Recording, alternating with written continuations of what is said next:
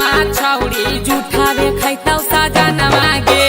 जहिनी ससुरा गानमा छौड़ी जुठावे खैतौ सजनमा गे अगे कोचिंग गया सहकुल के छौड़ा सब हो तोर दीवाना मागे अगे कोचिंग गया सहकुल के छौड़ा सब हो तोर दीवाना मागे अरे जाही ससुरा गानमा छौड़ी जुठावे खैतौ सजनमा गे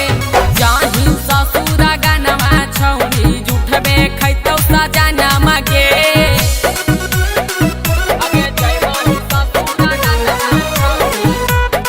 म्यूजिक बाय अमरजीत शर्मा शर्मा शर्मा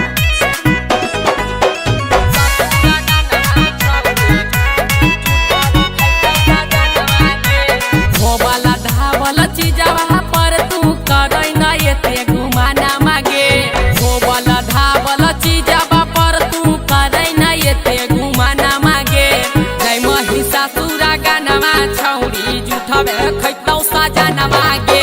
जय महिषा सुरा गानमा छौड़ी जुठबे खैतौ सजना मागे अगे केतनो बन भी पवित्र बाकी चलतौ नै बहाना मागे अगे केतनो बन भी पवित्र बाकी चलतौ नै बहाना मागे अगे जय महिषा सुरा गानमा छौड़ी जुठबे खैतौ सजना मागे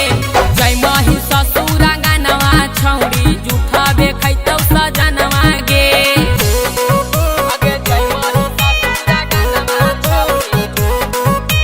ससुरा गानमा छौड़ी जुठबे खैतौ सजना मागे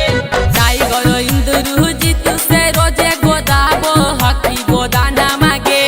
टाइगर नीतीश राजा से रोजे गोदाबो हकी गोदाना मागे अगे जाही ससुरा गानमा छौड़ी जुठबे खैतौ सजना मागे जाही ससुरा गानमा छौड़ी जुठबे खैतौ सजना मागे फूलल फालल दहिया के छौड़ी कैसे बनाई नीची खाना मागे फूलल फालल दहिया के छौड़ी कैसे बनाई नीची खाना मागे जय महिषा सुरा गानमा छौड़ी जुठबे खैतौ सजना मागे जय महिषा सुरा गानमा छौड़ी जुठबे खैतौ सजना मागे मिक्स बाय सवेरा फिल्म्स।